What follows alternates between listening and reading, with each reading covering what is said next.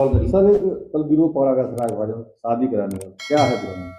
ये थाना सराय ख्वाजा अंतर्गत एक सूचना मिली थी, जिसमें एक व्यक्ति जो बदायूं के रहने वाले हैं, उनको शादी का झांसा देकर बुलाया गया था यहाँ पर कि उनकी एक लड़की के साथ शादी कराई जाएगी। उनको यहाँ बुलाया गया, उनसे खर्चा कराया गया, उसके बाद उनकी शादी भी कराई गई एक जगह पर।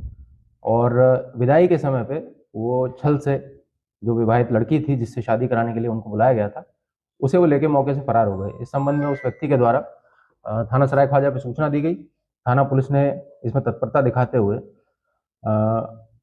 उस व्यक्ति की निशानदेही पे लोगों को गिरफ्तार करना शुरू किया। इस क्रम में कुल 6 लोगों को का नाम सामने आया, जिसमें से 4 लोगों को गिरफ्तार किया गया।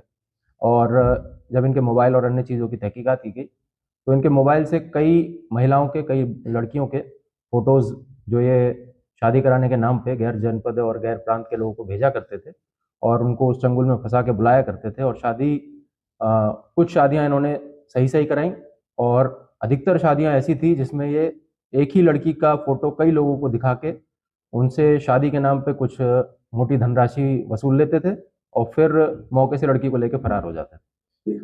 ये कैसे संपर्क में आए? ये जो पीड़ित व्यक्ति था बदायूं का रहने वाला, उसने आके थाने पर सूचना दी और इसमें तत्काल कार्रवाई की गई और एक एक करके सारी परतें खुलती गई। लोगों के मोबाइल चेक किए गए और उन मोबाइलों में जब ये सारी चीज़ें, संदिग्ध चीज़ें मिलती गई तो ये सारा भंडाफोड़ हुआ। सरना कौन ये इसको सरना कौन? इसमें जो मेन लीड लेकर जो काम कर रहा था, एक आशु कुमार करके एक लड़का है कोडिया का, सराय ख्वाजा का ही।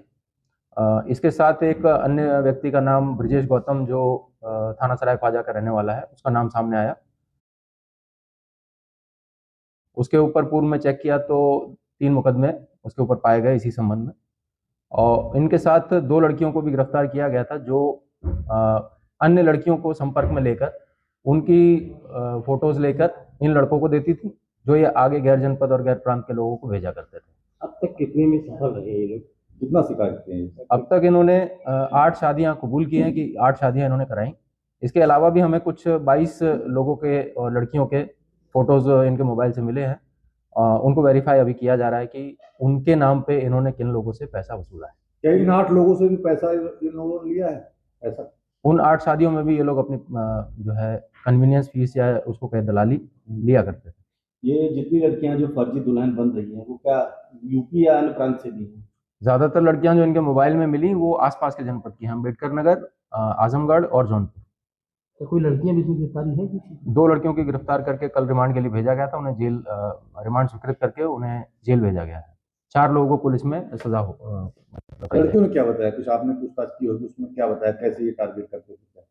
टारगेट करने का मैकेनिज्म मैंने आपको बताया। जैसे अक्सर कर जो लड़कियां केटरिंग वगैरह का काम करती हैं, शादी ब्याह में जाती हैं, तो जो महिलाएं जो हमने गिरफ्तार की हैं कल 2, वो ऐसी लड़कियों को जिनकी शादी होने की संभावना कम होती है या माँ बाप आगे पीछे नहीं है, उन लड़कियों को झांसा देकर उनका फोटोज लिया करते थे।